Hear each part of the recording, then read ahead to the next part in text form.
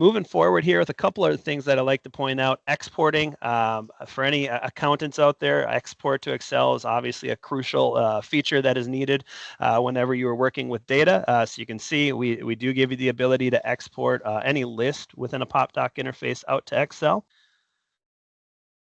When that happens, it gives you an Excel table that you can work with. It does bring over any of the subtotaling as well as the formulas. So again, for people that prefer working with their data in Excel, it's very easy to get any list out here. We do have a couple other different ways of getting data out to Excel. One of them that I do like pointing out is that we do have an Excel add-in.